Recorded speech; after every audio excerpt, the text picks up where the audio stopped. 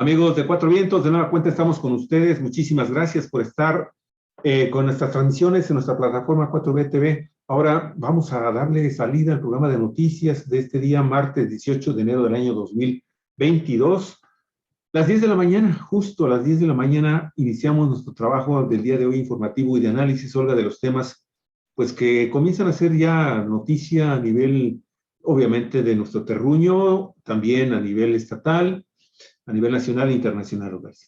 Así es, amigos, amigas de Cuatro Vientos, muy buenos días y un abrazo a todos ustedes. Espero que les guste el programa.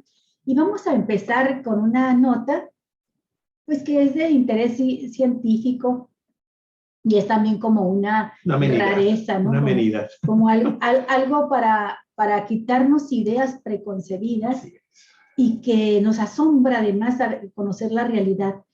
Y nos vamos a referir ahora a los caballos de la Edad Media, que eran caballos de la guerra, usados para la guerra. Y hemos visto películas donde se ven esos animales imponentes, preciosos, grandotes, ¿no? Unas tomas preciosas cinematográficas que hacen de estos caballos que traen los guerreros y que uno siempre piensa pues que son unos animalazos, ¿verdad? Bellísimos. Pues resulta que sí eran muy bellos, muy bonitos, pero eran pequeños, eran ponis, sí, en caballos ponis. Los guerreros de la época medieval iban a combatir. Y dice así la nota de Alejandro López de National Geographic. En el imaginario popular, los caballos utilizados para la guerra durante la Edad Media aparecen como bestias temibles, cuya altura y velocidad significaban una ventaja decisiva en combate para los ejércitos. Animales imponentes que cimbraban el suelo conforme marchaban hacia la batalla.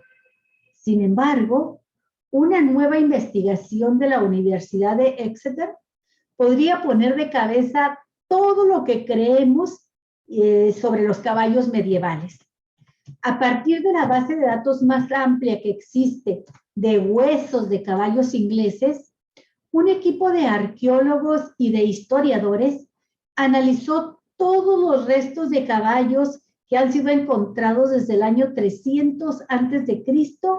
hasta el año 1650, exhumados en 171 yacimientos arqueológicos entre cementerios, castillos y otros lugares distintos en ese país de Inglaterra.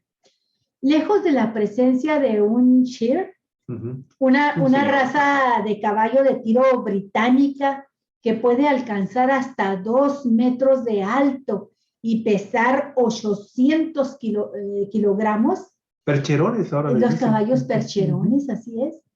El equipo, pero a la conclusión que llegó este equipo de investigadores fue muy lejos a esa imagen de ese caballo percherón, ya que la mayoría de los caballos medievales tenían una altura de apenas o máximo 1.47, 1 metro con 47 centímetros. Ni siquiera el 1,5 metros. Vaya, los seres humanos eran más altos que el caballo. Sí. Y bueno, pues eso era la altura que tenían hasta los omóplatos. Un tamaño que hoy es considerado propio de un pony. Así es. Imagínate en un pony haciendo la guerra, pobres caballitos. O en los torneos, ¿no? Sí, o en los torneos que daban para los reyes, ¿no? A pesar de las grandes inversiones de tiempo y dinero en sus cuidados, la crianza de caballos durante la época medieval no estaba enfocada en crear caballos más grandes, sino caballos con cierto temperamento y características específicas para desarrollar distintos tipos de trabajo. Y dice el doctor, el profesor de la Universidad de Exeter y coautor del estudio, el maestro Alan Outra, dice, los corceles medievales pueden haber sido relativamente grandes para ese periodo, para ese tiempo. Así es, sí. Pero claramente eran mucho más pequeños de lo que podríamos esperar para funciones equivalentes en nuestros años, en nuestra actualidad.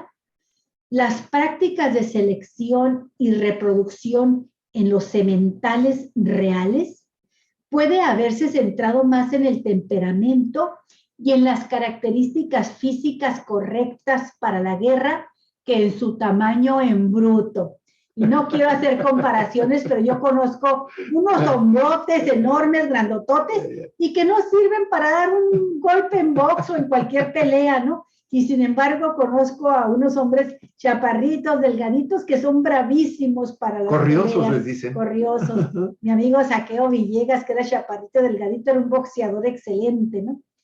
Y aunque fue imposible diferenciar entre caballos de guerra y caballos de tiro, debido a que no existen registros históricos al respecto que acompañen sus restos, los autores consideran que su crianza, la crianza de estos caballos, varió durante toda la Edad Media, de modo que en diferentes momentos, diferentes conformaciones de caballos fueron deseables en respuesta a las cambiantes tácticas de campo de batalla y también de las preferencias culturales de las personas.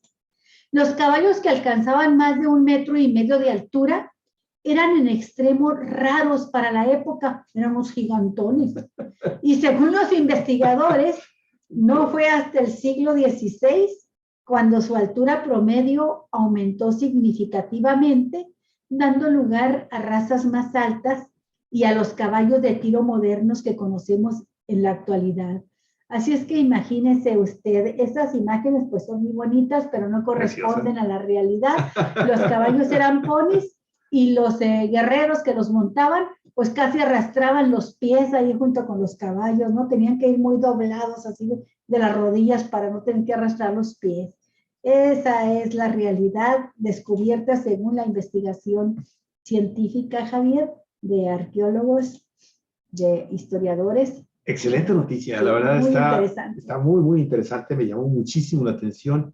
Y sí, la verdad es que, bueno, la industria cinematográfica nos ha trasladado la idea de estos enormes caballos, preciosos caballos, en una época en donde simple y sencillamente, al menos en Inglaterra, no correspondía a la realidad. Sí. Olga, y si eso era en Inglaterra, definitivamente es, de modo que en el campo de combate, imagínate, iban los pobres, los caballeros ingleses a combatir contra los galos, contra los franceses o los españoles en caballitos pony.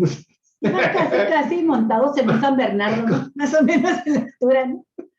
Y quizá el San Bernardo todavía les ganaba. Sí, un gran danés estaba más grande que el caballo, imagínate. Sí. No, de veras, qué noticia tan interesante, Olga Alicia. La verdad es que me llamó mucho la atención y lo seleccionamos. Dijimos, la gente en 4 vientos tiene que saber la verdad sobre los caballos medievales. Bueno, vamos a saber ahora otra verdad de otro tipo de animal. De un animal no, está muy sumamente depredador del dinero público, depredador del dinero de toda la gente, del erario, como se le conoce, ¿no?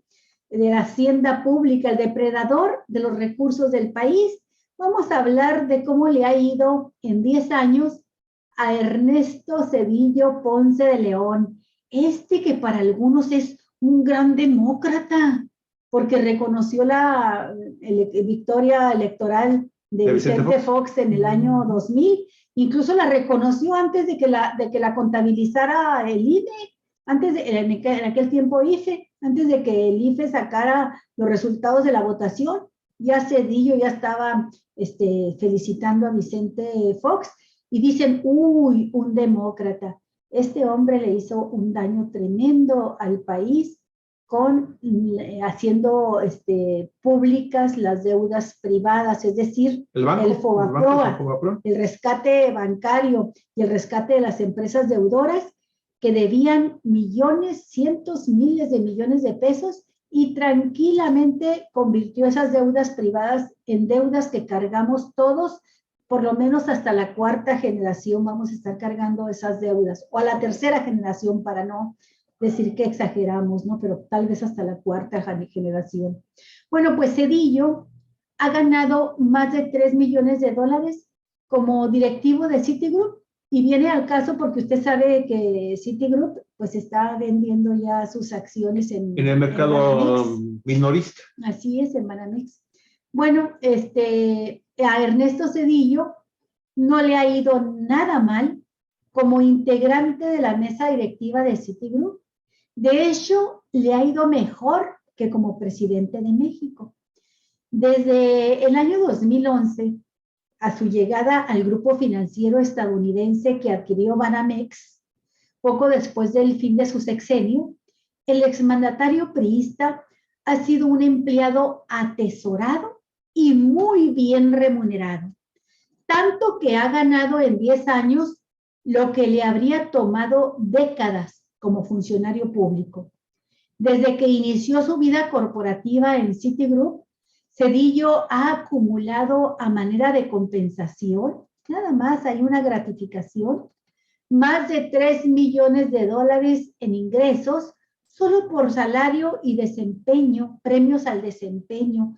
¡Qué vergüenza! De presidentes de la República a empleados de empresas de todo tipo, porque también se fue como empleado de una empresa ferroviaria después de haber desmantelado Ferrocarriles Nacionales de México. Bueno, pues lo que ganó este hombre en esta década, esos 13 millones de dólares, es el equivalente a 6 veces lo que devengó como presidente de México durante su sexenio, alrededor de 450,000 dólares al tipo de cambio actual.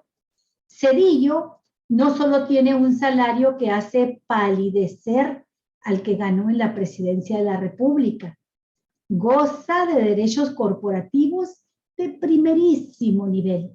Durante su gestión como directivo, ha sido premiado con casi 40,000 acciones de Citigroup, una de las empresas más importantes del mundo financiero de Estados Unidos. Mira tú, sí, es inteligente, se pasa de listo, se convirtió también en accionista, Javier, de Citigroup. En esta nota que fue publicada por el periódico Milenio y que fue escrita por Víctor Hugo, déjame ver bien su apellido, no me vaya a equivocar, Víctor Hugo Michel, y también por Jesús Rangel, por estos dos periodistas. Bueno, pues en esta nota se nos informa que ayer lunes, con la acción de Citigroup a 67 dólares tras varios días de fluctuaciones al darse a conocer la venta de Banamex, el valor de las acciones de posesión de Zedillo Ponce de León ascendía ya a 2,680,000 dólares. Esto de acuerdo con el último reporte entregado a la Comisión de Valores de Estados Unidos el 1 de enero y del que el periódico Milenio tiene copia. En una revisión a los informes anuales de Citigroup, se puede trazar la trayectoria al alza, siempre ganando en sus ingresos y acciones de Zedillo en la empresa bancaria, en la que funge como uno de los 16 integrantes de su mesa directiva, formando parte de los comités de, no se vaya usted a reír, forma parte de los comités de ética, conducta y cultura, así como los de nominación, gobernabilidad y asuntos públicos. Es un cargo que desempeña en paralelo al de otras mesas directivas de consorcios transnacionales y del Instituto de Asuntos Globales. Bueno, pues así le va al expresidente que gobernó para las empresas transnacionales y que ahora es empleado y socio de esas empresas. Pues sí, Olga, la verdad es que es finalmente una cultura que desarrollaron estos expresidentes del neoliberalismo, ¿no? Primero privatizan sectores muy importantes del Estado mexicano, sí. Y el Estado mexicano es el gobierno, el Estado mexicano lo somos todos. Todas las instituciones, todo el sector empresarial, toda la clase social. Dirían del pueblo, o sea, de la ciudad, es de la todo el país. Y bueno, terminan después de hacer estos trabajos de limpieza, porque primero, en la medida de lo que pueden, sanean las finanzas públicas de las entidades que se van a privatizar y posteriormente las rematan. Sí. Las han rematado el sector empresarial, transnacional y multinacional fundamentalmente. Y obviamente la oligarquía mexicana también pues, se beneficia directamente de esta política de privatización que se desarrolló, pues prácticamente lo veíamos desde, ¿cómo se llama? Desde el expresidente López Portillo comenzaron, aunque López Portillo, fíjate, privatizó la banca mexicana, la nacionalizó, perdón, sí, la nacionalizó, ponte las pilas, la nacionaliza para que posteriormente pues llegue Miguel de la Madrid Hurtado y les regresa finalmente esa banca, pues también a precios de regalo. Sí. Y bueno, la cereza del pastel es que 2 sexenios después llega Ernesto Zedillo y pues con la mano en la cintura dice, le responde a la enorme demanda de los grandes consorcios transnacionales que eran dueños de los bancos mexicanos, de que, ¿saben qué? Pues le dimos crédito a todo mundo de una manera totalmente irresponsable. Cometimos fraudes, porque esto también sucedió durante esta primera temporada de privatización de la banca mexicana, la reprivatización, ¿sí? Porque hubo grandes escándalos de enormes fraudes cometidos por directivos, ¿sí? De esa banca privatizada. Y todas esas deudas, amigos y amigas, pues se quedaron finalmente aprobadas en el FOBAPROA, el que tú estás haciendo mención, y en donde pues el papel fundamental que jugó Ernesto Zedillo Ponce de León, pues lo coloca de inmediato en uno de los peores presidentes que ha tenido este país. Y como bien dices, no sé si será por el tema de lo que sucedió en el proceso electoral para designar finalmente a Vicente Fox y ese reconocimiento que entonces se daba al entonces Instituto Nacional Electoral por permitir que se diera la transición democrática en este país. Bueno, pues como que la gente siempre consideró, bueno, pues este es un presidente que más o menos no fue tan corrupto. Eso dicen. Pero hay infinidad de casos. El simple y sencillamente por el caso del tema del FOBAPROA, que es relacionado con el tema de ahorita Olga Alicia, pues ya de inmediato lo ubica como uno de los grandes depredadores y los que originan la enorme desgracia de este país, de los habitantes de este país. Así que, bueno, pues él está en Citigroup, está precisamente en una empresa ferroviaria, el Pacific Road Rail, una cosa así, no recuerdo el nombre exacto, que son compañías, que son sectores que él privatiza, ¿sí? En el caso de los ferrocarriles mexicanos, y pues se mete como asesor, como socio, como consejero de esta compañía ferroviaria, y ahora nos enteramos después, poco tiempo después, pues forma parte del consejo ejecutivo, del consejo de gobierno de Citigroup, y después pues ingresa a ser socio de este enorme conglomerado financiero y bancario que pues desde los Estados Unidos domina a través del sistema neoliberal pues a un amplísimo sector de cuentavientes en todo el mundo. Sí, nomás para darnos una idea del daño que causó este hombre con el FOBAPROA y por supuesto con los priistas y panistas que aprobaron su propuesta en el Congreso de la Unión, en la Cámara de Diputados, en la Cámara de Senadores, para que se privatizaran las deudas de las empresas y de los bancos, para que se socializaran, perdón, es decir, para que la pagáramos todos.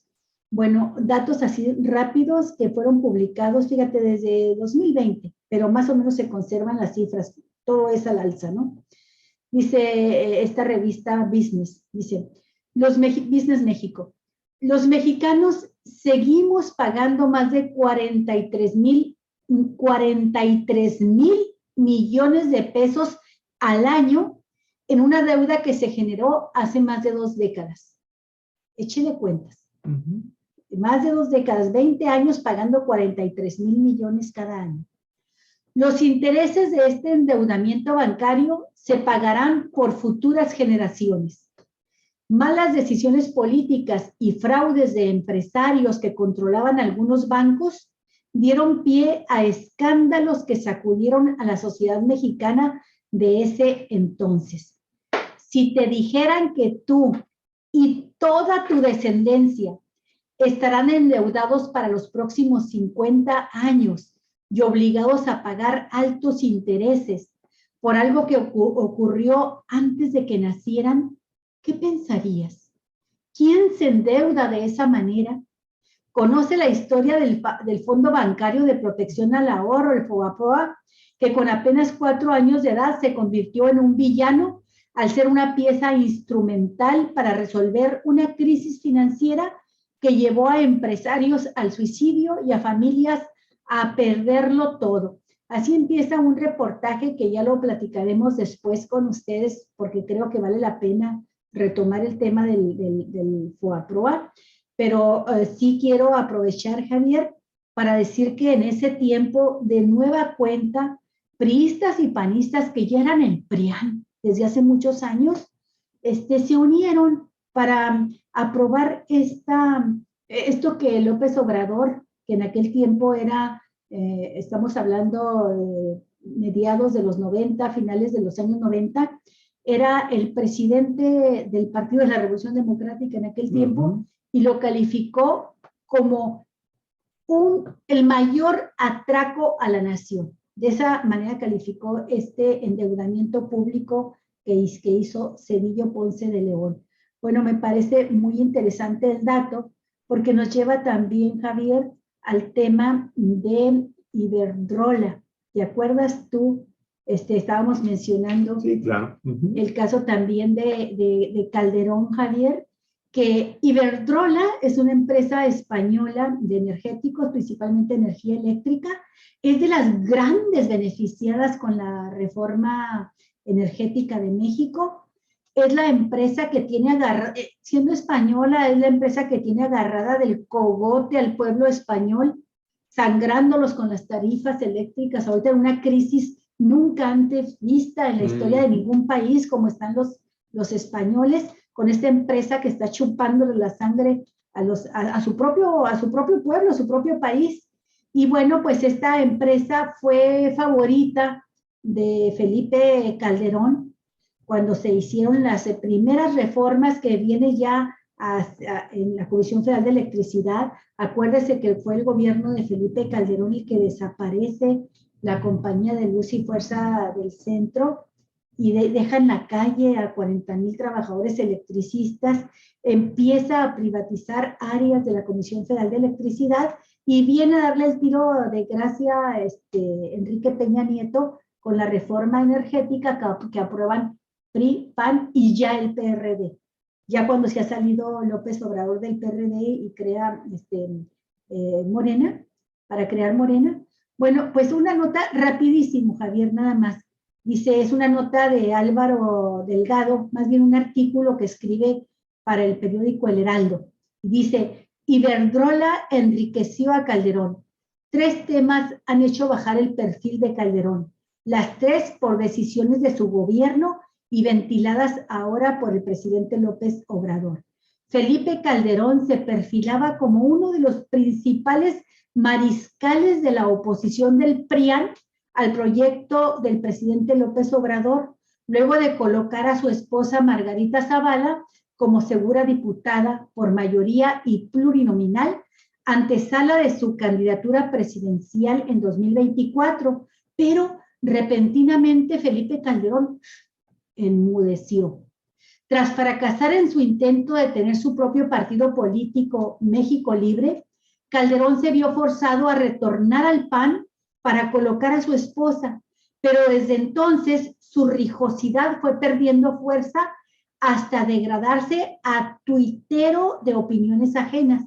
3 temas han hecho bajar el perfil de Calderón y luego ya señala cuáles son. La primera es el ventajoso contrato de etileno 21 que le otorgó en 2010 a Odebrecht, que el presidente ya modificó para no pagar 13,749 millones de pesos y que es investigado actualmente por la Fiscalía General de la República.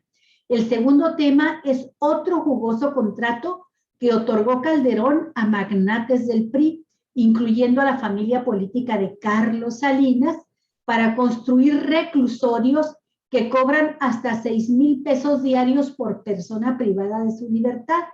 Y el tercer tema que enmudeció a Calderón es su relación con la transnacional española Iberdrola, que privilegió en su gobierno y que lo contrató con un millonario sueldo como consejero de su filial en Estados Unidos, Avangrid, desde entre los años 2016 y 2018.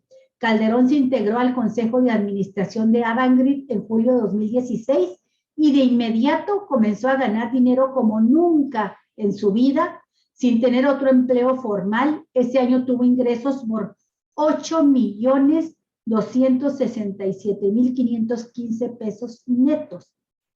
Y por ahí se sigue el artículo de Álvaro Delgado para mostrar el enriquecimiento de Calderón a través de las empresas transnacionales que favoreció siendo presidente. O sea, el mal uso. Por eso, bueno, ya para concluir, Javier, por eso es tan importante esta reforma que aprobó ya la Cámara de Diputados con la mayoría de Morena, en la que prohíbe estrictamente a quienes han sido funcionarios de gobierno tomar cargos, por lo menos que dejen pasar 10 años después de que dejen el cargo público para tomar un empleo en alguna empresa privada.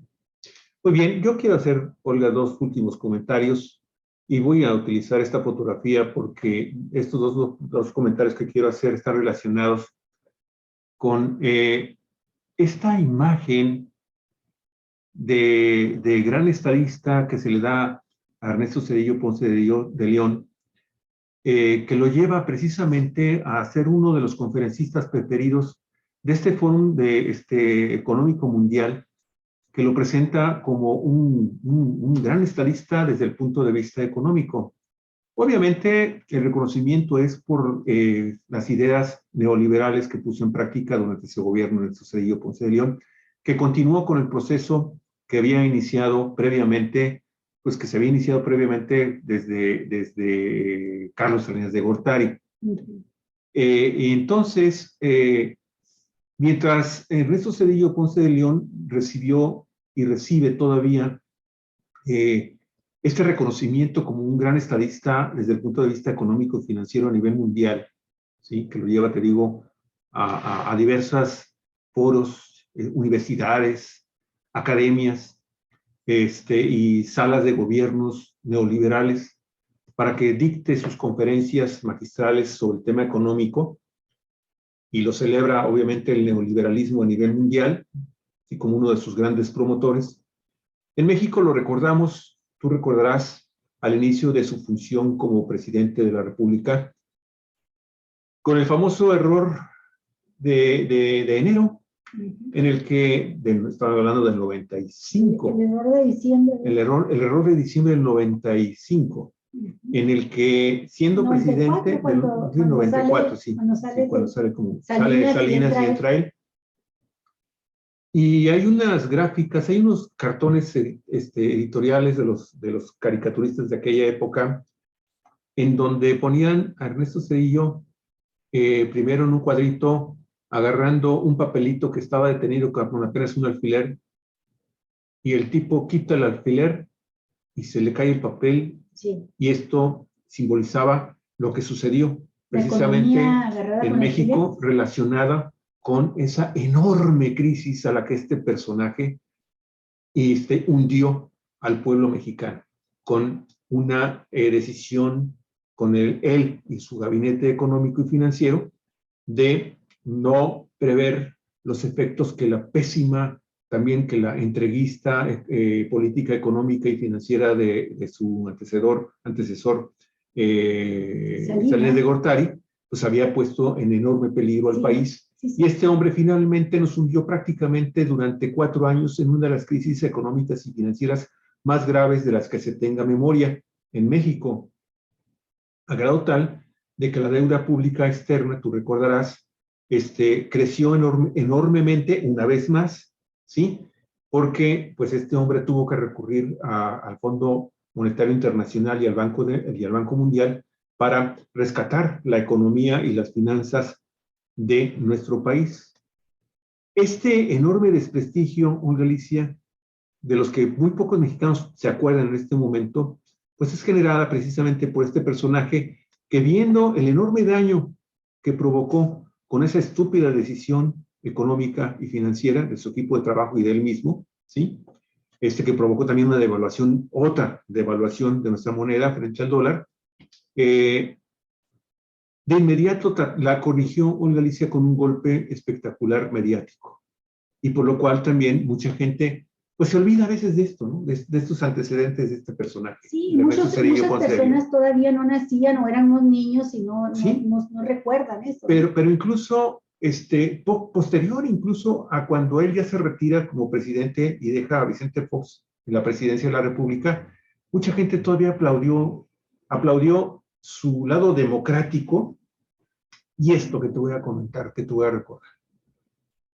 Para poder finalmente contrarrestar la enorme impopularidad que le generó ser el provocador de esa enorme crisis, que todavía obviamente muchos mexicanos estamos padeciendo, ¿sí? Porque huyó a este país en la ignominia económica y financiera, pues lanzó aquel golpe espectacular también de la detención del hermano de Carlos Salinas de Gortari.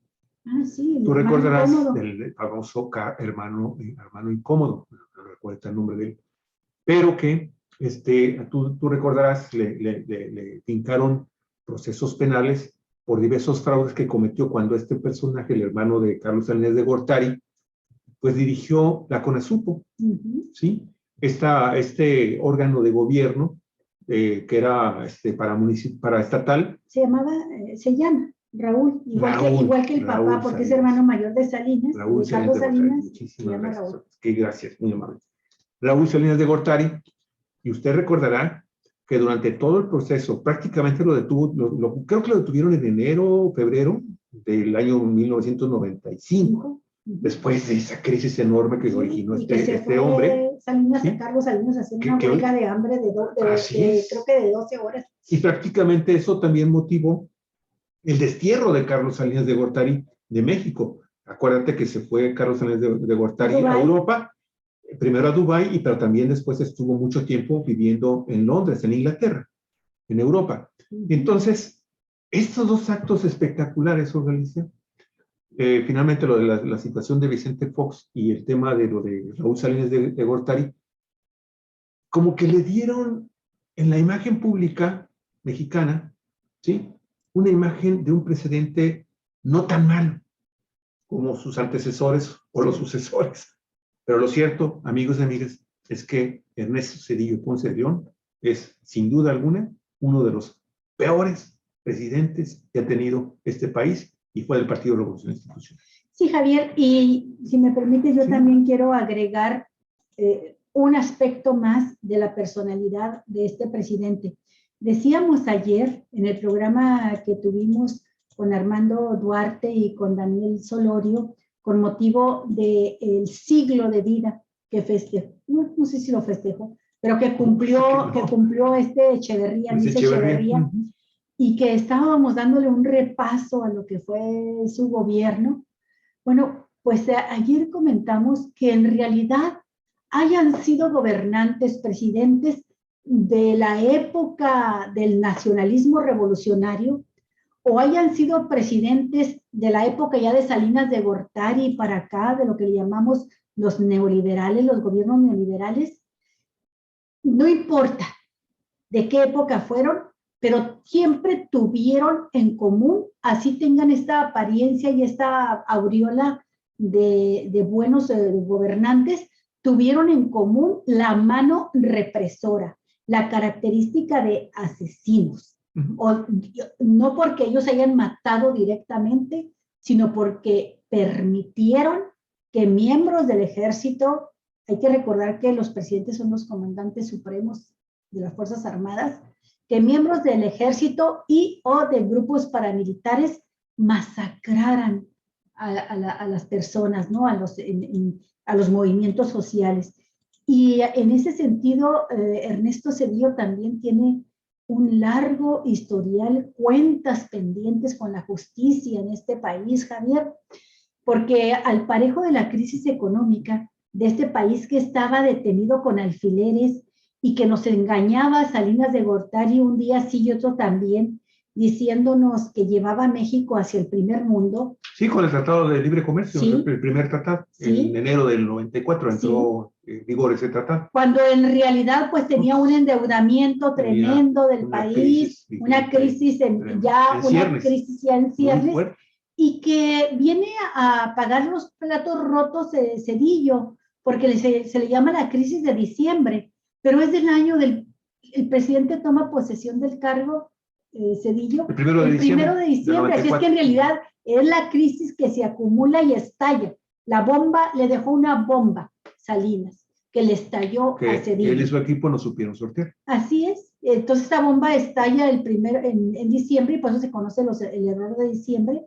Bueno, pues aparejada a la tremenda crisis económica que fue sello del gobierno de Ernesto Zedillo, se viene todo este fenómeno de los créditos hipotecarios, que a los que teníamos una casita nos creció la deuda enormemente, y bueno, se viene junto con ello la quiebra, o no la quiebra, la crisis bancaria y el rescate de Fobaproa. Bueno, parejo a ello, se viene también la represión contra los movimientos sociales, contra los grupos insurgentes, contra civiles indefensos, Javier, porque no solamente dejó la bomba de la crisis económica Salinas, sino que también estaba el levantamiento armado en Chiapas y otras inconformidades de pueblos y de comunidades indígenas y de campesinos y de trabajadores en varios lugares de la República Mexicana. Y tiene una responsabilidad en lo que se llama la cadena de mando, como presidente de la República y como jefe supremo de las Fuerzas Armadas, la tiene Zedillo. Ante los miembros de su gabinete, los exgenerales de las Fuerzas Armadas, los gobernadores y las autoridades locales que fueron implicadas en estas masacres, Zedillo tiene la responsabilidad número 1. ¿Y de qué estamos hablando? De la masacre de Aguas Blancas, de la masacre de El Charco, de la masacre de Actial, donde fueron acribilladas más de 70 personas y que inició una época de crisis de los derechos humanos en México, que también hacen explosión mayor con el gobierno de Felipe Calderón. El 28 de junio del 95, militantes de la Organización Campesina de la Sierra de Sur en Guerrero preparaban una manifestación en el municipio de Atoyac de Álvarez, y cuando iban cruzando por un paraje conocido como Aguas Blancas, ahí fueron interceptados por presuntos agentes judiciales y se desató el infierno. Ahí masacraron a los campesinos, Javier. Y luego vendría el caso de Aguas Blancas, donde fueron asesinados hombres, niños, mujeres, todos indefensos, estaban rezando, Javier. Y esa masacre de Actial estremeció al país, conmovió a la opinión pública en el mundo y sigue impune.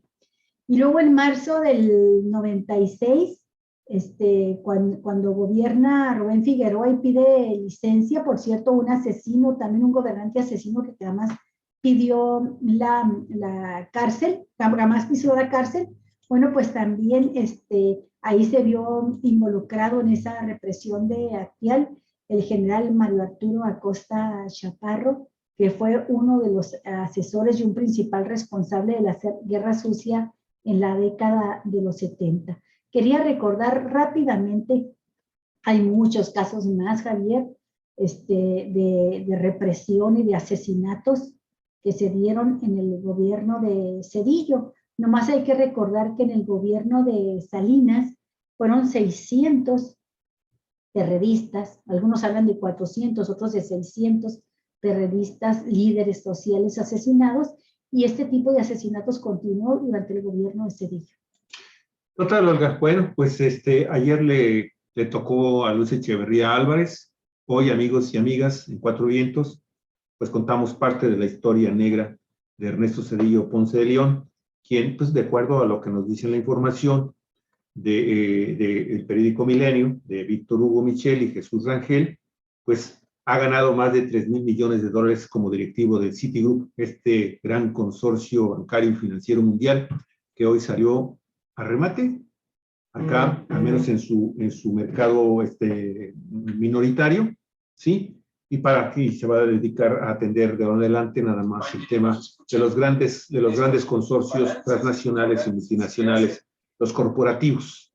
Dicen, nos vamos a quedar nada más con la cartera corporativa y es precisamente grupos que a nivel mundial pues están repartiendo el queso, son los que tienen, lo acabamos de, ayer lo veíamos, es una nota que ya hemos estado publicando aquí prácticamente desde noviembre del año pasado, en que estábamos viendo cómo el 1% de la población más rica del planeta, esa oligarquía dorada que tiene el planeta, ¿sí? Pues incrementó 3, 4 veces su riqueza ahora con el tema de la pandemia. Bueno, estos grupos financieros son los que sirven precisamente para que esas grandes utilidades se establezcan en estos grandes consorcios financieros y bancarios, sea de manera legal o ilegal a través de los paraísos fiscales. Bueno, ese es otro tema. Pero ahí está. Hoy le tocó Ernesto Zedillo Ponce de León. Sí. Aquí en Cuatro Vientos. Así es, y su repasada también a Calderón con su empleo en Iberdrola. Claro. Otro caso, ¿no? Del presidente de la República. Que además fue espurio, llegó mediante un fraude, pero se va sin ningún pudor. Se van sin ningún pudor a trabajar de empleados, Javier, claro, empleados de Angora a las transnacionales, a las mismas transnacionales a las que favorecieron como presidentes de la República. Así es. Bueno, Olga, tráfico de influencia se llama eso. Otro súper tema, amigos y amigas, es el del glifosato.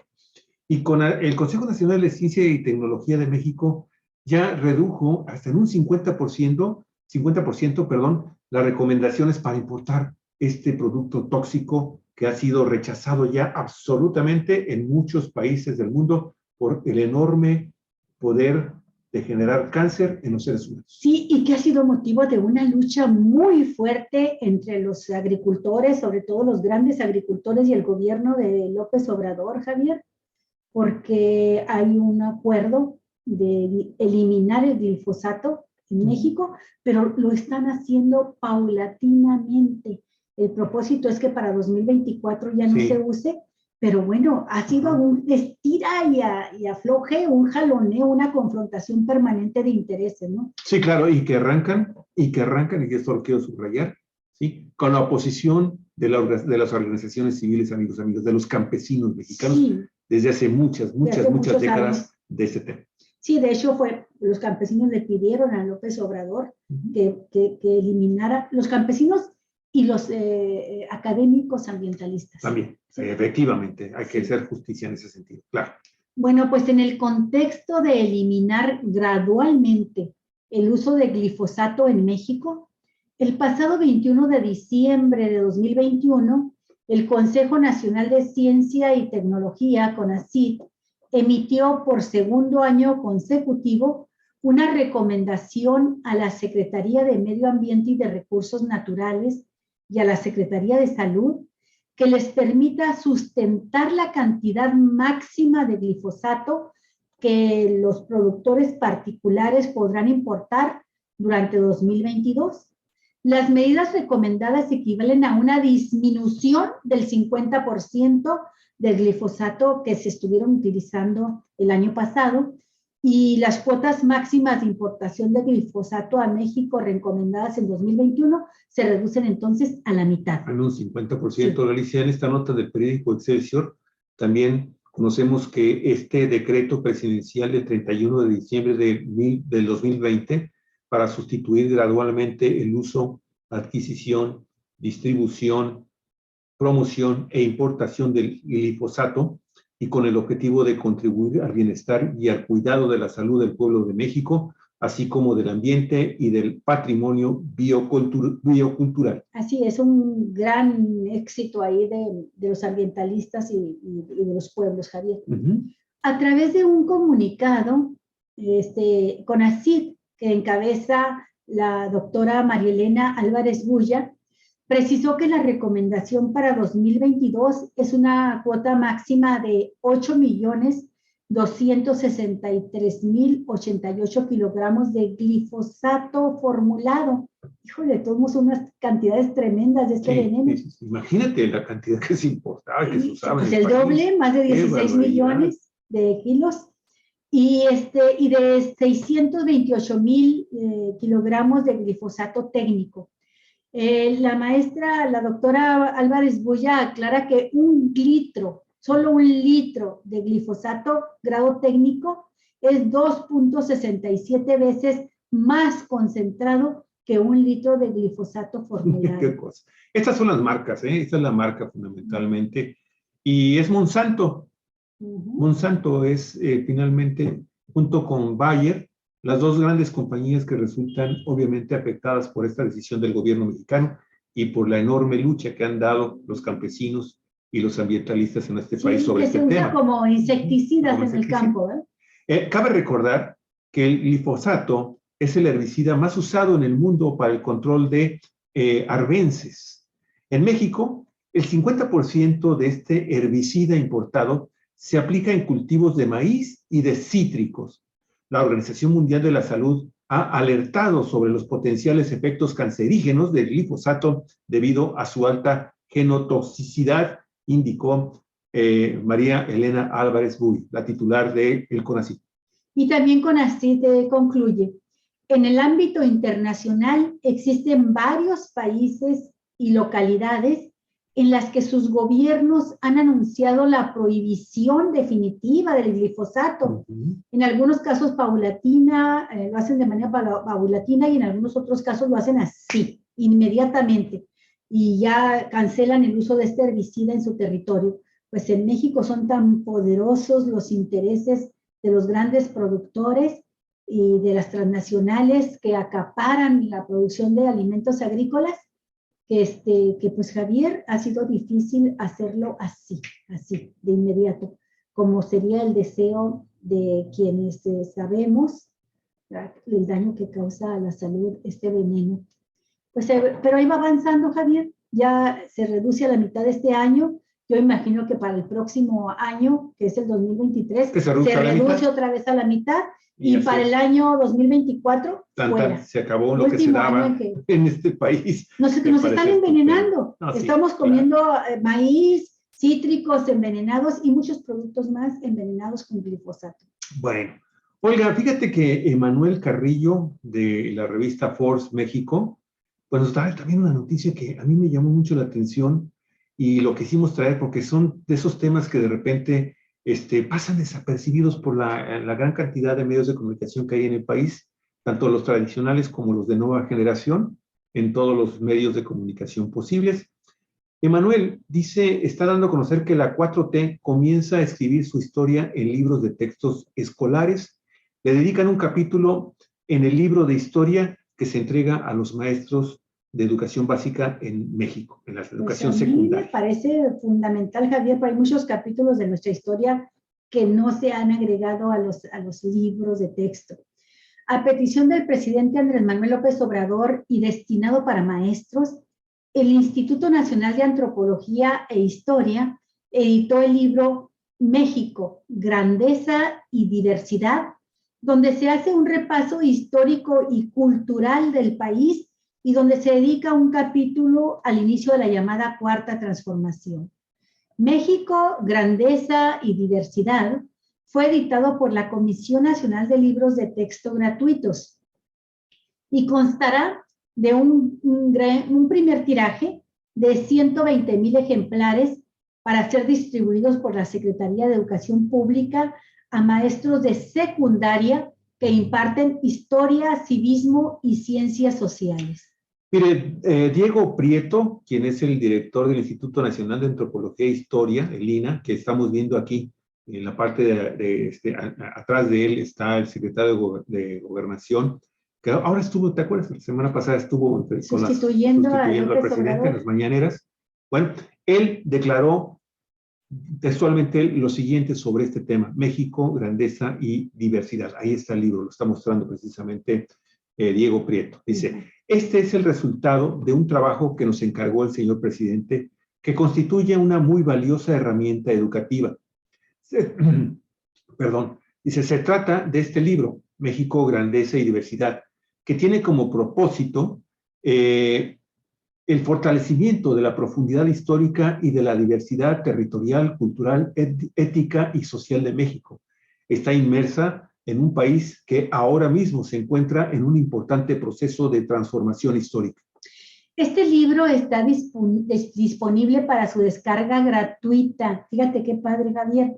Está compuesto de 20 capítulos donde se aborda la historia de México desde sus pueblos originarios, pasando por la invasión extranjera, la colonia, independencia, los imperios hasta la revolución y la permanencia del PRI durante más de 7 décadas. O sea que lo podemos bajar de internet. Así es. El libro cierra con el capítulo nombrado Una nueva esperanza, escrito por Armando Bartra, quien se dedica a enumerar históricamente el desarrollo del movimiento de izquierda que culmina con el nacimiento de Morena y el triunfo de López Obrador en las elecciones presidenciales del 2018.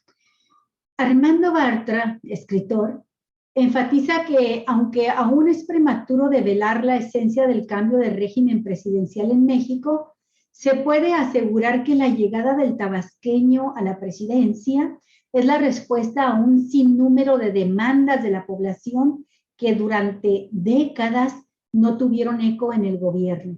De igual forma, señala que el movimiento encabezado por López Obrador ha podido responder a parte de estas demandas de la sociedad desde los primeros meses de arrancada su administración. Bartra va más allá en su descripción del triunfo de López Obrador en 2018 al calificar su mandato como inaudito y descomunal. En ese sentido, expone que la presidencia del tabasqueño no se asemeja a ninguna otra administración por el tamaño del respaldo popular y lo diverso que es México, tanto política como culturalmente. La suma de voluntades, dice Armando Bartra, se tradujo en 30.113.488 votos, de modo que desde diciembre del 2018 es presidente de México un hombre con ese mandato, un mandato inaudito, descomunal. Y agrega, la tarea de transformar al país es un encargo que la gente le hace no al gobierno en general, tampoco al Poder Ejecutivo Federal, sino específicamente al presidente de la República, directamente a López Obrador. Nadie en un siglo había gobernado México con un encargo de ese tamaño. Con variantes de estilo, los presidentes post-revolucionarios se montaban en la inercia del sistema y daban continuidad a los usos y costumbres de la llamada gran familia revolucionaria. Se dejaban ir, pues, señala el escritor. De este razonamiento, Armando Bartra extrae al general Lázaro Cárdenas, figura presidencial a la que López Obrador aspira a emular, indicando que dentro de los remanentes revolucionarios fue él, Lázaro Cárdenas, quien cambió el andamiaje institucional mexicano para deshacerse de la figura del jefe máximo en alusión a Plutarco Elías Calles, quien había impuesto un maximato, Javier, y gobernaba a través, ahora sí que de títeres. Pues, ¿cómo ves, Olga? Este tema obviamente ha generado una enorme polémica en México y pues fundamentalmente le están señalando que cómo se utilizan los libros de texto para una especie así como de adoctrinamiento de las juventudes y de los maestros.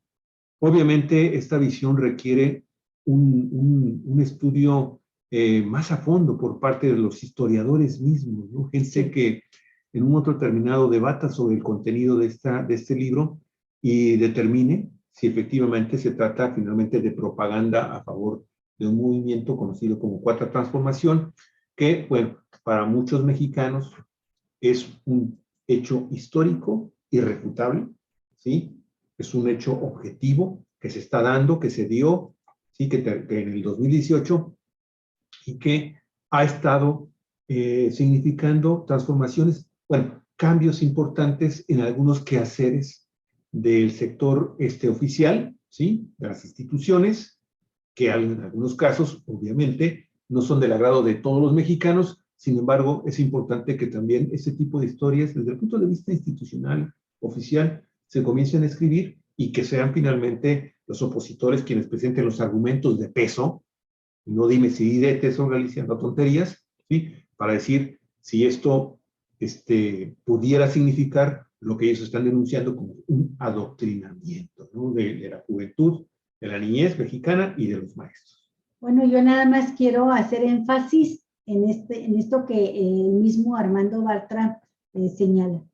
Se trata de décadas y décadas de luchas del pueblo mexicano que han sido omitidas dentro de la enseñanza pública, Javier. Y creo que lo omitieron por razones ideológicas y políticas, claro, para no enfrentar las consecuencias de los actos de gobierno que provocaron asesinatos, masacres, como lo hemos dicho, que hicieron daño a la nación, que privatizaron sus recursos, que desmantelaron el aparato productivo nacional, que desmantelaron el campo, que llevaron al país que según esto lo iban a conducir.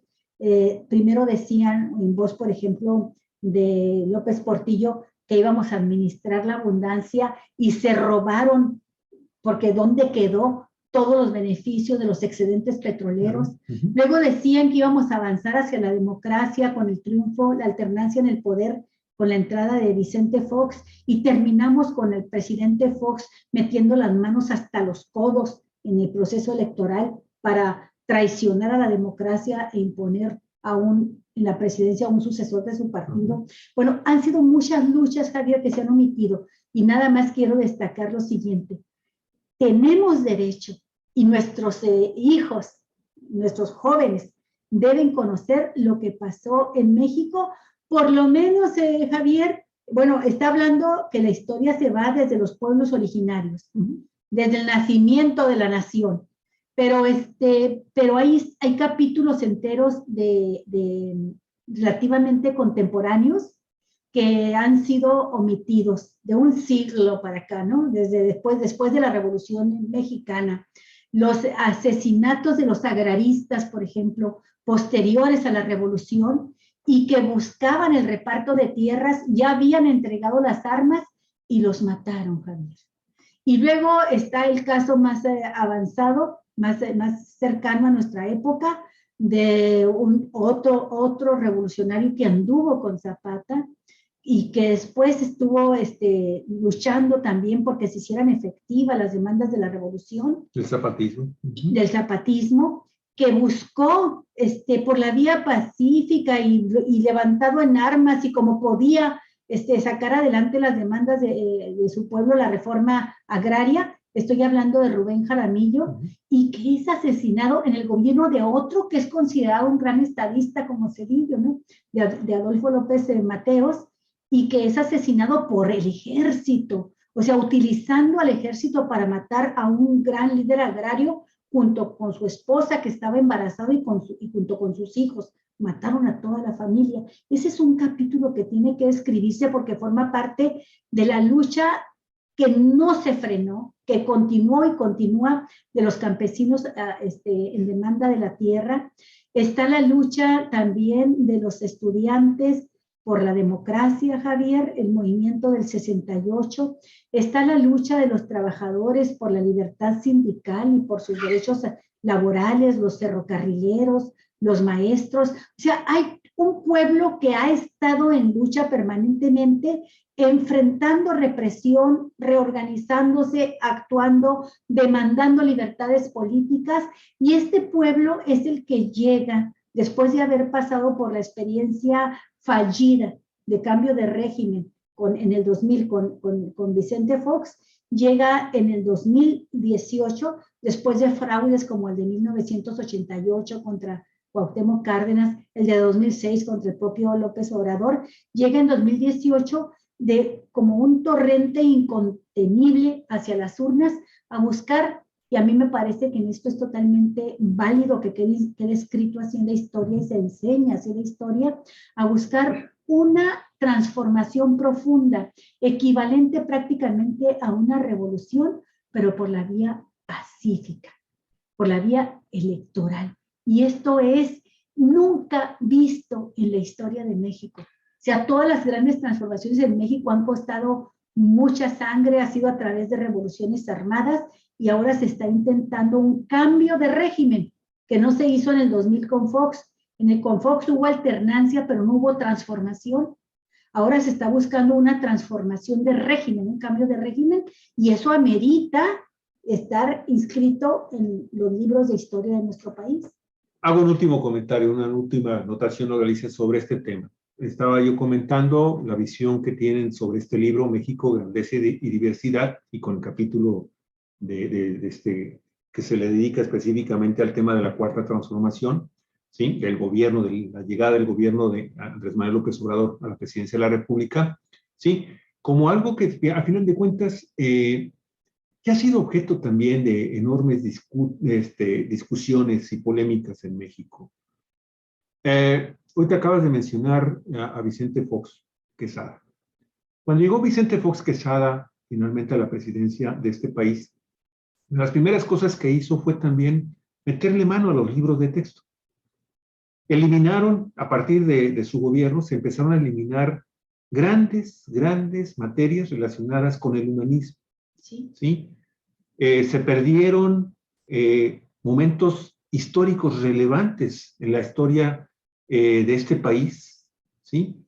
Y obviamente tratando de impulsar incluso aquellas estrellas de la derecha y la ultraderecha mexicana, como por ejemplo el caso de Agustín de Iturbide, por ejemplo, de Hernán Cortés. O sea, Hernán Cortés como el padre de la patria en lugar de Miguel Hidalgo. Se empezó a meter también la idea en los cerritos de los muchachos y obviamente también de los maestros, porque pues, evidentemente era un libro de texto obligatorio y ahí no era nada más para maestros, como es este caso de este libro, México, Grandeza y Diversidad, sino que era un libro de texto para que se entregara gratuitamente a todos los alumnos de educación básica en este país, preescolar, primaria y secundaria, que modificaban totalmente la historia, dándole gran renombre y subrayando todos los temas relacionados con la derecha y la ultraderecha en nuestro país.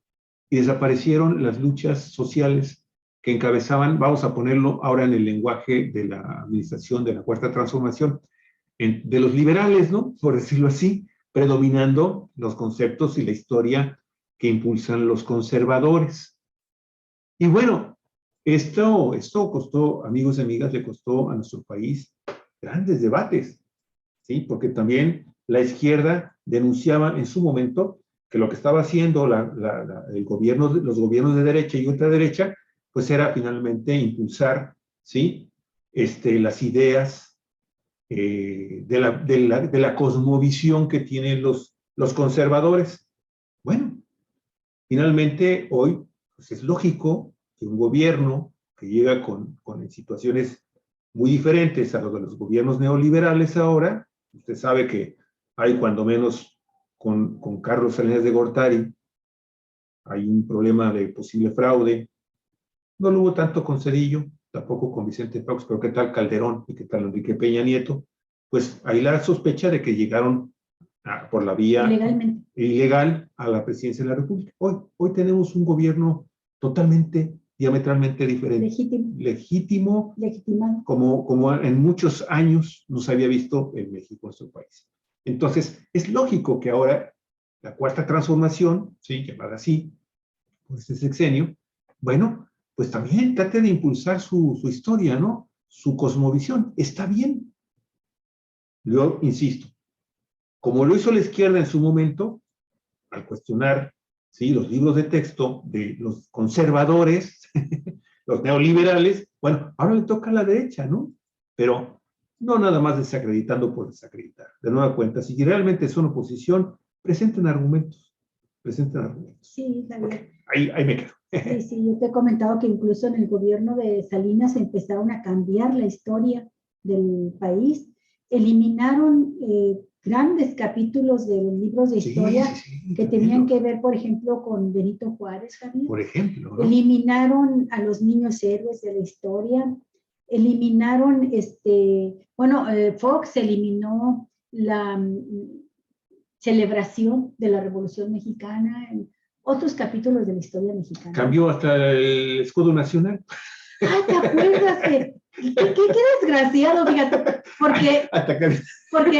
porque mutiló el escudo nacional, pero lo mutiló de tal forma, Javier, que quedaba así, la parte que cortaba a la mitad, el águila, los nopales a volar, todo esto quedaba como una especie de una letra que podía entenderse como estilizada entre una Fox y una S, porque acuérdate que quería que Martita Sagún fuera quien lo sucediera en la presidencia, ¿no? Así es, déjame ver si tengo una foto. Para aquellos jóvenes que no conocen este tema, aquí está, mira. Ahí está. Quería que así quedara ahí te va, todavía no lo comparto. Lo voy a compartir escudo, exactamente escudo nacional. Aquí, amigos y amigas, nada más para confirmar. Y ahora se asombran de que se quiera analizar en un libro de texto las transformaciones del país. Así es. Ahí está. Bueno, que te acordaste. Me acordé, sí. Para que veas las barrabasadas que hacían. Te digo. Y bueno, pues son parte de la polémica nacional que nos estamos dando finalmente la oportunidad de ejercer esta discrepancia de opiniones en un gobierno que intenta impulsar de alguna forma la democracia en nuestro país. Bueno, sí. Ahí está. O como aquí Javier con Francisco Vega, lo fue Osuna Millán, el panista que quería cambiarle el nombre al estado y dejar una más como Baja, en lugar de Baja California. Osuna Millán. Es el que impulsó esa barrabasada. Y a propósito de barrabasadas, vamos a la siguiente. Ay, qué cosa. Esto es indignante. Sí, es una barrabasada. Esto es una verdadera salvajada. Vamos a platicar. Salvajada. El DIF nacional investiga a Samuel García, el gobernador de Nuevo León, y a su esposa, ambos youtubers, por exhibir y revictimizar a un niño.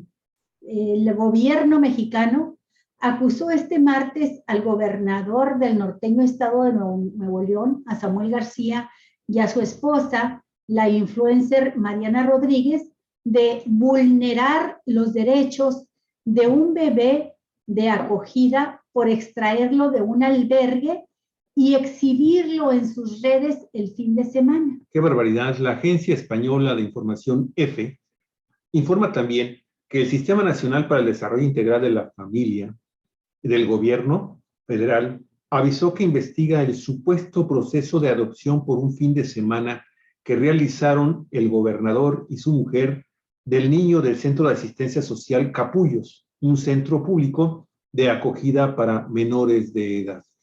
Al mostrar en un video el rostro del niño de 5 meses de edad en las redes sociales del mencionado matrimonio, y luego de que este niño fuera, que este rostro, esta foto, esta imagen, fuera replicada por algunos medios de comunicación, además de revelar su nombre y los problemas de salud que enfrenta, existe una clara vulneración de derechos del pequeño, de este niño, denunció la organización en un comunicado. La polémica comenzó el pasado fin de semana, cuando Mariana Rodríguez, quien tiene 2.2 millones de seguidores en la plataforma Instagram, se llevó al niño a su casa con un presunto permiso para pasar el fin de semana con él y mostrarlo en sus redes sociales. La Red por los Derechos de la Infancia en México, REDIM, expresó su profunda preocupación, todo esto en un texto que así lo escribió la red en un comunicado, su profunda preocupación por la nula perspectiva de derechos de la niñez mientras que la organización Salven a los Niños. Salven a los Niños denunció un posible delito de trata de personas. Esta es una organización internacional. Dijo la organización Salven a los Niños en Twitter. Puede haberse cometido incluso el delito de trata de personas por usar su imagen con fines políticos y mercantiles en la comunicación de sus redes sociales. Tras la controversia, el Sistema Nacional del DIF informó que pidió información a la Procuraduría Estatal de Protección de Niñas, Niños y Adolescentes, por lo que se determinarán las medidas que resulten procedentes. Mire, la Procuraduría Federal de Protección de Niñas, Niños y Adolescentes del DIF nacional reprueba todo tipo de procesos adoptivos o de acogimiento familiar que atenten contra el principio convencional y constitucional del interés superior de la niñez, manifestó en su comunicado. Además, anunció que la Secretaría de Gobernación revisará la actuación de algunos medios de comunicación, en este caso, para que se inicien los procedimientos administrativos correspondientes por mostrar la identidad del bebé.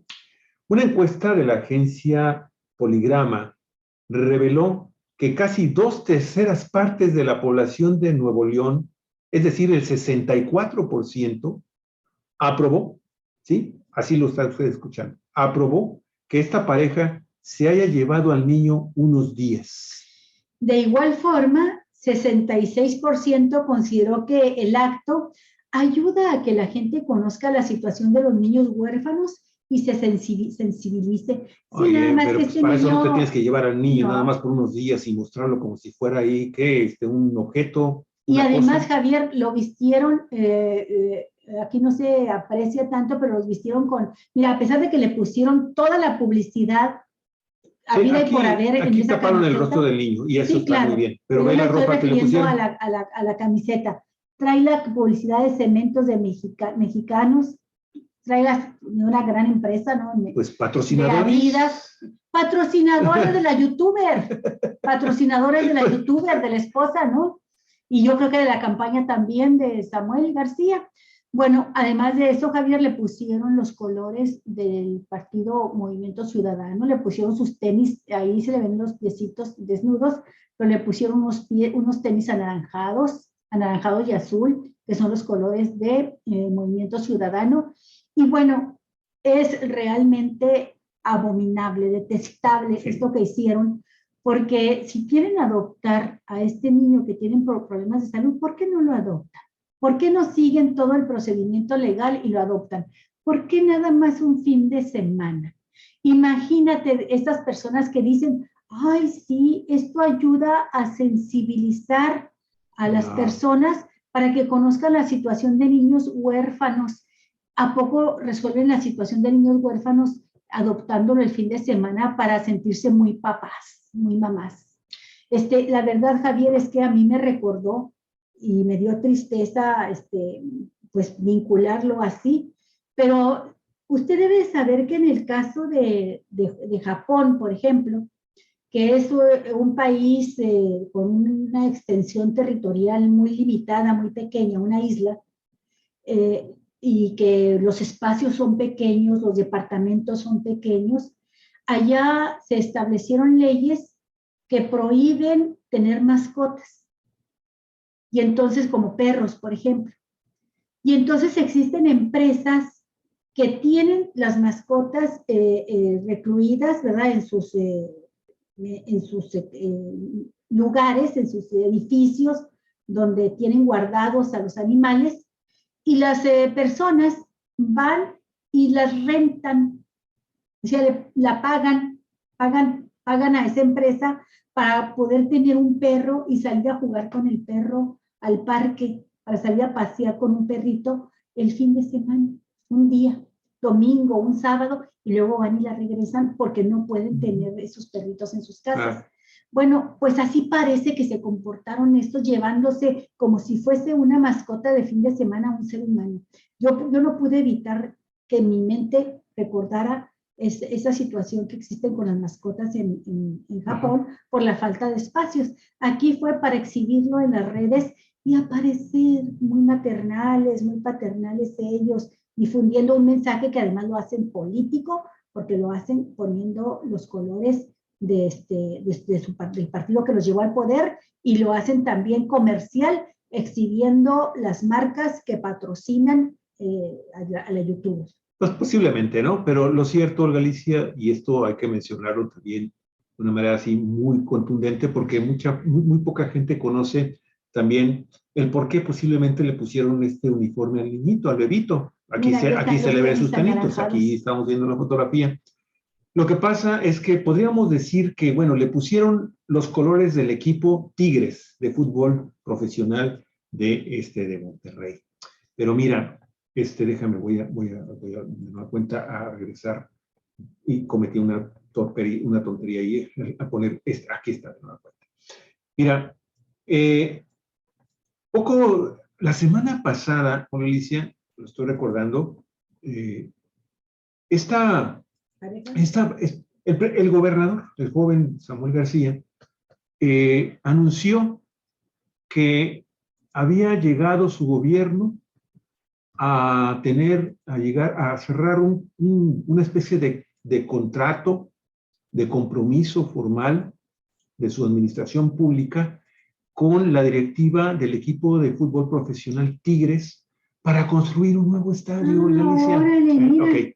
Esto te digo, ya viendo bien a detalle este tema del por qué también este vestimenta que le ponen al niño, es que está este antecedente que es muy importante también, porque tú sabes que la afición, el fútbol, soccer en nuestro país, pues es el deporte nacional.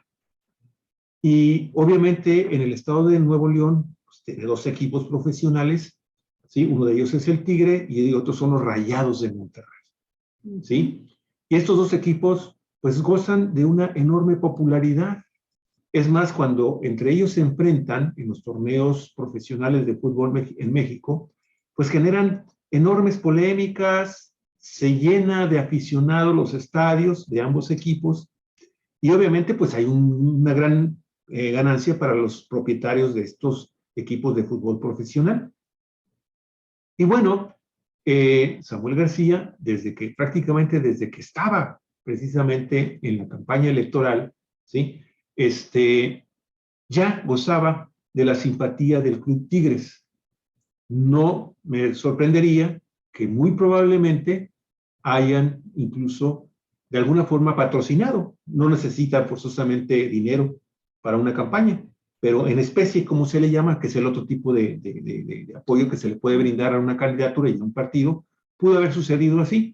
Lo cierto, amigos y amigas, es que les digo, la semana pasada, ahorita voy a buscar la nota para ponerla, anunció Samuel García este programa, este proyecto con el Club Tigres de fútbol profesional para construir un nuevo estadio. Bueno, entonces, pues ese es un elemento que también, obviamente, pesa, debe de estar pesando en el por qué también, pues sale finalmente esto, ¿no? Y esto de la joven esposa del gobernador, así es, en esta actitud maternal, llegó finalmente a lo ridículo cuando se pone a llorar, cuando tiene sus brazos al niño, se pone a llorar. Porque se le iban a quitar. Ya. Así es, porque entonces estamos ante una situación en donde pues ya se utiliza de una manera pues muy lamentable, ¿sí?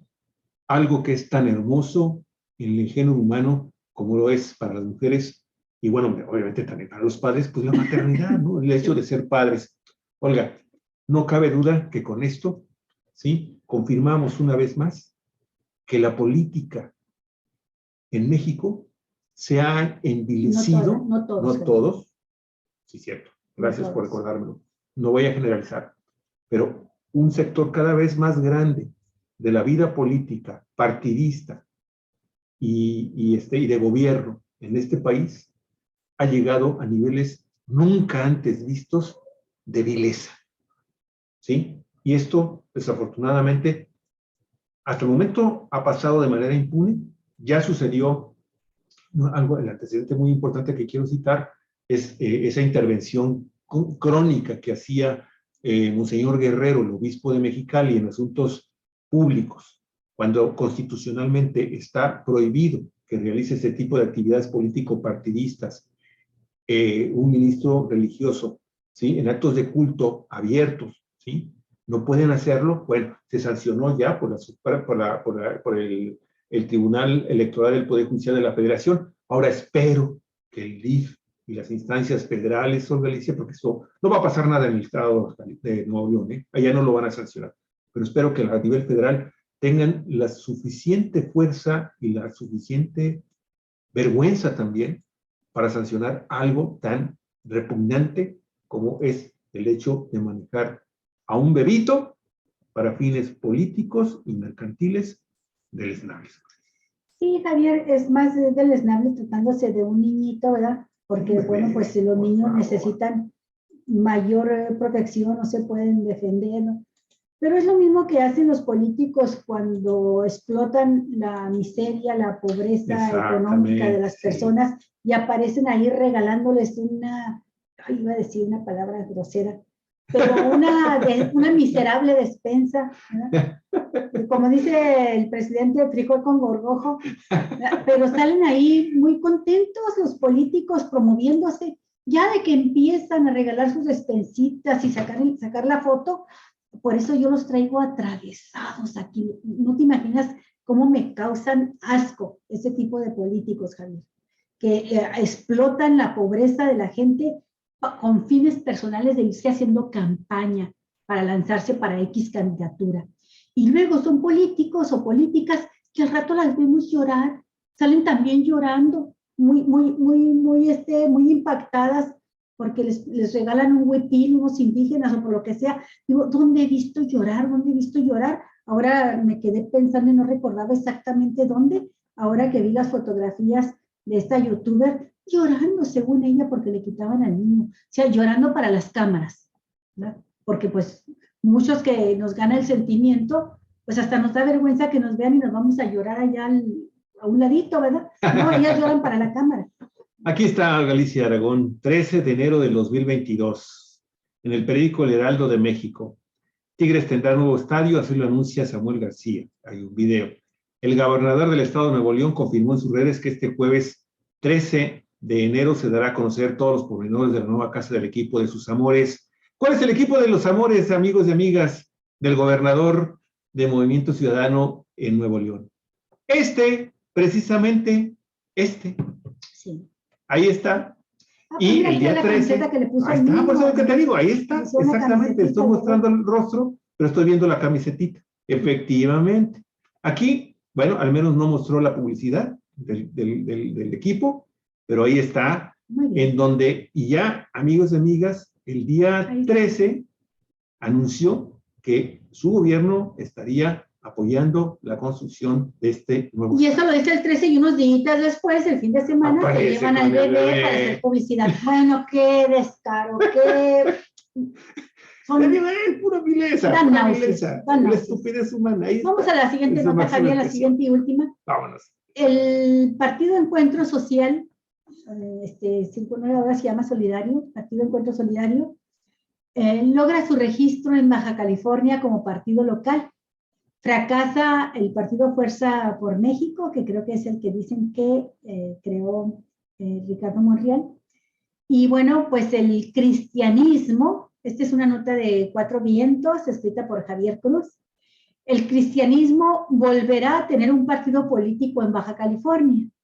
Ayer, la Comisión del Régimen de Partidos Políticos y Financiamiento del Instituto Estatal Electoral declaró procedente por unanimidad otorgar el registro como partido político local al otrora partido político nacional que se denominará Partido Encuentro Solidario Baja California. Mire, no tuvo igual suerte el partido Fuerza por México, que es muy afín al senador morenista Ricardo Monreal Ávila, el cual fracasó en su intento por convertirse en partido local, ¿sí? Partido político local, al no acreditar el haber obtenido por lo menos el 3% de la votación válida emitida por la elección local del año 2021 y haber postulado candidatos propios en al menos la mitad de los municipios y distritos electorales. Jorge Alberto Aranda Miranda, presidente consejero electoral del instituto, informó que el Partido Encuentro Solidario de Baja California acreditó los supuestos establecidos en el artículo 95 en la Ley General de Partidos Políticos, que señala que el otrora Partido Nacional debía haber obtenido más de 3% de la votación válida emitida en la elección local inmediata anterior. Además de postular candidaturas propias en más de la mitad de los municipios y distritos en esa elección. Por esa razón, en el proceso electoral pasado, a nivel local, el otrora partido político obtuvo los siguientes porcentajes de votación válida emitida. Para la gubernatura, con Jorge Hahn, que fue el candidato, 31.79% de los votos. Para la presidencia municipal, 13.45%. Para la diputación, por mayoría relativa, 15.69%. Asimismo, postuló candidaturas en 16 de los 17 distritos electorales locales y 4 planillas completas de municipios en los ayuntamientos de la entidad, con excepción de la planilla a municipios en el Ayuntamiento de Mexicali, a la cual le fueron canceladas 3 candidaturas. El presidente de la comisión explicó que el registro del Partido Encuentro Solidario tendrá efectos constitutivos a partir del próximo 1 de febrero y será a partir de esta fecha que podrá acreditar a sus representantes ante el Consejo General Electoral del Instituto Estatal del Estado. Mire, por otro lado, la comisión también resolvió la solicitud que hizo por el otrora Partido Político Nacional Fuerza por México para conformarse como un partido local. Ello fue así porque no acreditó lo dispuesto en el artículo 95, numeral 5 de la ley, que es el haber obtenido por lo menos el 3% de la votación válida emitida en la elección local inmediata anterior y haber postulado candidatos propios en al menos la mitad de municipios y distritos. Aranda Miranda indicó que si bien Fuerza por México postuló candidaturas propias en al menos la mitad de los municipios y distritos de la entidad en el pasado proceso electoral, no obtuvo por lo menos el 3% en dicha elección de votos, como se muestra a continuación. Mire, para la gubernatura fue apenas el 1.35%, para los municipios 2.54%, y para las diputaciones por mayoría relativa apenas el 2.63%. En la sesión del Consejo se aprobó también el dictamen número 7 de la Comisión relativo a la determinación de los montos totales y distribución de financiamiento público para el sostenimiento de las actividades ordinarias permanentes y actividades específicas de los partidos políticos locales en Baja California para el año 2022, derivado del registro del Partido Encuentro Solidario, que pues esto modifica el reparto de los recursos. Sí, mira, lo que le van a entregar ahora a este partido local, este nuevo partido local, pues es 5.495.805 pesos, que se van a distribuir de la siguiente manera. Por concepto de financiamiento público para el sostenimiento de sus actividades ordinarias permanentes, se le entregará la cantidad de 3.140.460 pesos, mientras que por concepto de financiamiento público para el sostenimiento de sus actividades específicas como entidad de interés público, será la cantidad de 2.355.000 pesos. Finalmente, Aranda Miranda señaló que estos dictámenes serán remitidos al Consejo General para que en sesión plenaria sean analizados, discutidos y en su caso aprobados. Pues ya es un hecho, van a quedar porque se apegan a lo que dice la Ley General de Partidos Políticos, a lo que dice la ley electoral en el Estado también, y porque además con la candidatura de Jorge Hahn, fundamentalmente con su candidatura, pues se logró que el Partido Encuentro Solidario se constituyera de hecho en la segunda fuerza político-electoral en Baja California. Sí. Desplazaron a la coalición del PAN, el PRI y el PRD. Por mucho, ¿eh? Por mucho. Entonces, acuérdense, la candidata fue Lupita Jones, a gobernadora, y este candidato que era el verdadero candidato del PRI. ¿Así? Porque la coalición pues postuló a alguien que puso Gustavo de Hoyos de Coparmex. esta coalición PRI-PAN-PRD, y el priismo se sintió más identificado con este hombre, con Juan Roll, y también pues lo que quedaba del PES, se cerraron filas ahí, y además pues dinero atrae, ¿verdad? Y el poder atrae, y hubo hasta feministas que se metieron de candidatas a apoyar, y bueno, para gente que no quería ni que ganara Morena, ni que ganara esa coalición porque la consideraron traidora, pero que tampoco querían abstenerse. Hay que recordar que fue muy alta la abstención también. Pues decidieron votar por este personaje que para muchas personas, yo lo asumo a título personal, nos es impresentable. Es un hombre impresentable, un político y un empresario que debe muchas a Baja California y que forma parte del rostro más corrupto que tiene el país. Así que es. tiene el periodismo. Dos comentarios rápidamente, Alicia, para terminar de mi parte. Fíjate que hay que recordar que Jorge Han Ron pues le mete la lana al PES, ¿sí? Le mete priistas al PES, porque evidentemente su campaña tuvo enorme éxito, al grado darle que llegó a segundo lugar, se posiciona como segundo partido político importante en Baja California. Este personaje hasta el momento todavía no ha dicho qué onda con el PES. O sea, cuando a él públicamente ya lo presentaron como candidato del Partido Encuentro Solidario en Baja California, a la gubernatura de Baja California, que hay que recordar que previamente casi la tenía segura, según él, en el PRI, se le vino el PAN encima y lo corrieron de la candidatura para poner a Lupita Jones. Enorme error del PRI, enorme error del PAN, y bueno, el PRD ni mencionarlo, ¿no? Porque prácticamente no existe en el Estado. Pero originalmente Jorge Han era incluso muy nombrado, casi lo daban como un hecho, como candidato del partido Movimiento Ciudadano, aquí en Baja California, la gubernatura. Finalmente esas pláticas no prosperaron y entra entonces el PES al quite, y el PES finalmente logra convencerlo, y cuando lo anuncian oficialmente como su candidato el PES, Jorge Han Ron, ahí en una rueda de prensa, después de su presentación, claramente dijo: yo sigo siendo priista, yo soy priista de corazón, y bueno, la situación actualmente en mi partido en Baja California no se prestó para que yo finalmente llegara a la candidatura, pero mi corazón está en el PRI. Y bueno, no ha dicho qué va a suceder ahora con el PES, el partido que lo llevó al poder. Sin embargo, Galicia, lo que yo sí quiero señalar es esto, ¿no? Jorge Han Ron tiene la fuerza política suficiente para incrustar a gente de su equipo de trabajo, muy cercanos a ellos, casi sus socios en algunos negocios, dentro del gobierno de Marina del Pilar Ávila, la actual gobernadora, por el partido Morena. Aunque sabemos que, bueno, con Marina también están operando y funcionando como parte de su gabinete destacados miembros o exmiembros del Partido Acción Nacional y del Partido Revolucionario Institucional, y algunos del PRD, por ahí. Algunos todavía alcanzaron del PRD. Pero lo cierto, Olga Alicia, es que finalmente él está cogobernando. En Tijuana, ni se diga. Y acá, en el gobierno del Estado, pues está por demás decirlo, porque hay gente de su equipo de trabajo directo que entraron también con Marina del Pilar al gobierno del Estado.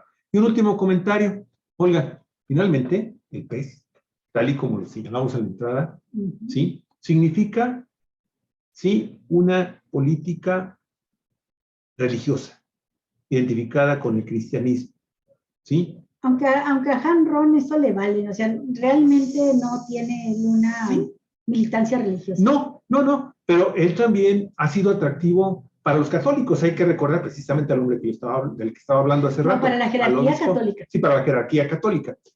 Yo no sé cuántas personas le hicieron caso al obispo de Mexicali, Guerrero Macías, cuando él en una misa en catedral allá en Mexicali, pues los convoca a que voten por, casi les decía Jorge Han Ron, voten y por el partido PES. Los cristianos ya no sostenemos la bandera de la familia, ¿te acuerdas? Y la vida, pero ahora los católicos, pero ahora ahora pues están en otras manos, pues el cristianismo, pues. Sí. Entonces, el cristianismo se ve muy fortalecido con la presencia de la nueva cuenta de peso. ¿Cuánto va a durar esa presencia? Bueno, grupos religiosos, Esa es ¿no? otra cosa.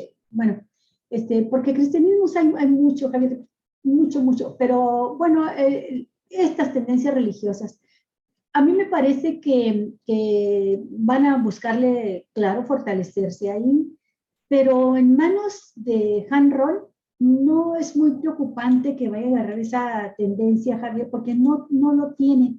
A mí me llama mucho más la atención el hecho de que Juan Carlos Hank Kraus, hijo de Jorge Hank Ron, esté en el Cabildo de Tijuana. Y yo estoy segura que me disculpe la presidenta municipal, pero si los ponen en una balanza de quién pesa más, si la que fue electa como presidenta municipal o el hijo de este poderoso empresario y político, en la balanza va a pesar los intereses empresariales y políticos de Han Ron, y por ahí yo empezaría mejor a poner la lupa, más que en el cristianismo, poner la lupa en el hijo de Han Ron, porque pues si ya mostró interés por la política, pues no se va a conformar con una regiduría, Javier, y de ahí puede dar el salto a disputar la presidencia municipal en la próxima, la de Tijuana, si no es que las ambiciones son mayores. Pues ahí está, Olga Alicia, esta información también que esperemos que sea de su atención. Ahí está en Cuatro Vientos. Pues y así terminamos el programa, Javier. Sí, nada más déjame compartir lo que mandaste para cerrar el ciclo. La venta de caballos miniatura, el negocio de Vicente Fernández al margen de la música. Obviamente Vicente Fernández pues que falleció este año, falleció hace poquito. Esta nota es del 29 de diciembre del año 2021 en Infobae. Y pues ahí lo vemos, ¿no? Esto me imagino me lo mandas precisamente para cerrar el círculo con la nota con la que arrancamos. Pues sí, mira qué bonito, Javier. La de los caballos feudales, que en realidad eran casi de este tamañito. No tan chiquitos. No, eran como ponis, pues los montaban para la guerra.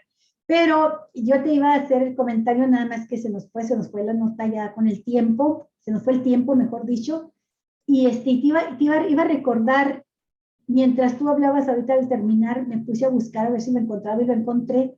Yo había visto ya esta nota que me llamó muchísimo la atención, que Vicente Fernández, este cantante que falleció recientemente y que se le consideraba pues el último cantante bravío, ¿no? Representante de la canción vernácula. La canción vernácula. Bueno, pues él falleció, pero se dedicó en los últimos años de su vida a la crianza de caballos pequeñitos. Esos están grandes, esos son ponis, porque si tú ves las fotografías, por ejemplo, que hay aquí, hay unos que son, los ponis son chiquitos, pero son gorditos, son robustos, anchos. Pero él hizo una crianza de caballo que tiene el tamaño, el estilo, el tipo del caballo normal, ¿verdad? Esbelto, pero en la primera fotografía, Javier, la que está con el caballo pinto, súbela más. Vamos a subirlo más, espera un segundito. Donde mira, por ejemplo. Aquí es un caballo esbelto. Si lo haces, si quitas de ahí a Vicente Fernández, dejas el caballo en otro escenario, parecería un caballo normal. Hasta que lo pones en dimensión, en comparación con el tamaño de Vicente y la puerta y lo que hay ahí, te das cuenta que es un caballo pequeñito, Javier. Entonces, bueno, pues estos caballos miniatura que él crió en su rancho, Los Tres Potrillos, tuvieron mucha demanda y no sé quién los compraría, me imagino que son caros. Sí, no, deben ser muy caros. 86 centímetros de altura, Javier. ¿Te acuerdas que leímos ahorita la nota de que los ponis, que en realidad no eran ponis, eran caballos muy pequeños los que se usaban en la guerra, en la Edad Media, pero los montaban los combatientes en la Edad Media? Bueno, eran caballos de 1,47 metros aproximadamente. Estos caballitos de miniatura son de 86 a 90 centímetros de altura, nada más, Javier. Y la venta de estos animales en el mercado ronda entre los 30,000 hasta 45,000 pesos mexicanos. Es lo que estaba, en lo que los está vendiendo Vicente Fernández. Oye, ¿no? seré muy crítico, pero viendo esta fotografía y viendo este pequeño caballito, estoy viendo que también la manipulación genética, pues finalmente le pasa factura a estos animalitos. Mira cómo se ve la trasera. Ve su cabecita, su cabeza, una bola, y ve sus patitas. Sí. Evidentemente, pues había malformaciones que pues estaban siendo de alguna forma alentadas por el criador, ¿no? Por los criadores. Ahí Vicente Fernández, con sus caballitos. Sí, que él dijo, hay que dejar claro, dijo el cantante, esta raza de caballos no son ponis, son caballos miniatura, y pues sí se ve claramente. Manipulación genética. Sí, dice que los ponis pueden ser muy agresivos y estos no, son juguetones, dice, entonces pues son casi pues para eso, para mascotitas, para que las tengan los niños, para que jueguen. No he sabido yo de gente que salga con sus caballos miniatura, pero pues se los vendía ahí en su rancho. Ahí está. Bueno, pues con eso cerramos, Alicia, cerramos el ciclo de las notas de este programa. Aquí está lo que tú decías, Javier. ¿Qué es? En los últimos años, el criadero de la dinastía Fernández ha recibido críticas por maltrato animal y manipulación genética sin criterios éticos por distintas asociaciones proanimales, ya que estos pequeños animales son el resultado de una modificación genética intencionada de diversas razas de caballos. Ahí está, sí. Fíjate, yo sin leer todavía completa la nota, pues sí alcancé a ver esa fotografía, se me hizo que evidentemente había malformaciones. Sí. Bueno, en fin. Bueno, ahí está. Amigos y amigas, Cuatro Vientos, Periodismo en la Red. Esperemos que les haya gustado también nuestro programa de noticias y análisis con nuestros comentarios que estamos adicionando y que esperemos les sirvan precisamente para que usted se forme un criterio pues más independiente, más libre, pero finalmente también más objetivo, porque la información y los comentarios que hacemos aquí, ¿sí? Los juicios que emitimos, están sustentados, usted lo ve, en hechos muy objetivos, muy concretos, muy reales. Hola, Alicia. Hasta pronto, que tengan muy bonita tarde, provecho para quien sea hora de comer o de cenar, la hora en que nos vean, y nos vemos mañana. Torta de sardina. Sí, hasta mañana. Torta de sardina. Vámonos a comer esas ricas tortas. Hasta luego. Hasta luego.